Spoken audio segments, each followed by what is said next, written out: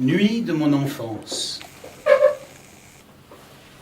Le lever de rideau était confié à un personnage devenu presque mythique, mais que j'ai bel et bien vu en action. L'allumeur de réverbère.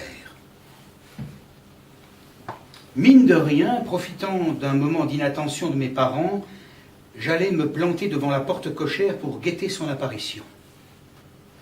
Au loin, l'éclosion d'étoiles jaunes purement terrestres signalait sa venue. Avec ses constellations municipales, il formait le prélude d'une intrigue dont le développement m'échapperait. Je lui prêtais un rôle plus important que celui d'éclairer les rues au profit des passants. Encore une lueur subite à 50 ou 100 mètres, puis il sortait de l'ombre. Vêtu d'une blouse bleue, coiffé d'une casquette à visière vernie, portant son arme sur l'épaule, une perche de bambou munie d'un tuyau et d'une poire en caoutchouc. Une hâte inutile ne se trahissait pas dans sa besogne cheminante. Lorsqu'il atteignait le bec de gaz près duquel je me tenais, il se livrait à une obscure manœuvre d'ajustage au moyen de ses engins. Enjou, feu! Un cône lumineux tombait sur le trottoir, qui le dévoilait un instant dans sa totale réalité. Puis, il poursuivait son itinéraire, rue de Fontenay. Jusqu'où? Jusqu'à ces lointains nocturnes, où ces étoiles amenuisées se confondaient avec celles du ciel. Jusqu'à une contrée imprécise que demain, le jour dépouillerait de ses secrets.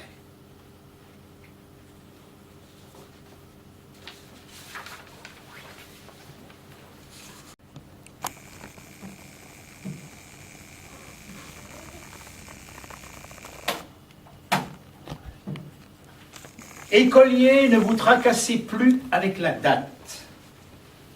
La bataille d'Azincourt se déroule toujours. Les flèches des archers anglais sont restées en suspens, comme le voulait Zénon.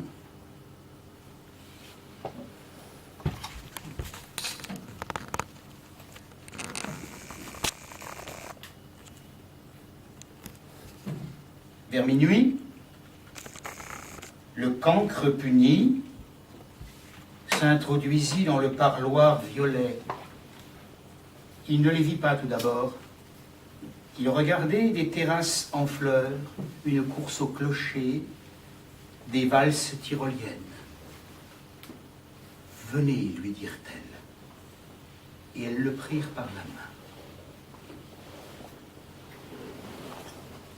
Depuis, il figure toujours sur le cahier des absents, et rien ne permet d'espérer que 2 gendarmes le ramèneront à la porte du lycée et au respect des convenances.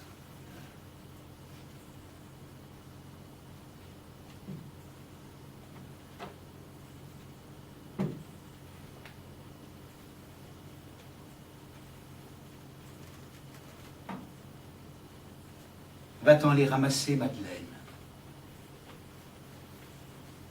Quand celle-ci revint, les bras chargés de branches, le temps avait changé.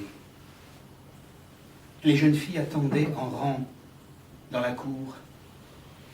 Elles chuchotaient en regardant la glaneuse de laurier et semblaient inquiètes. Quelque chose avait dû survenir. Mademoiselle prit la parole. « Voilà, nous n'irons plus au bois, ni les unes ni les autres. »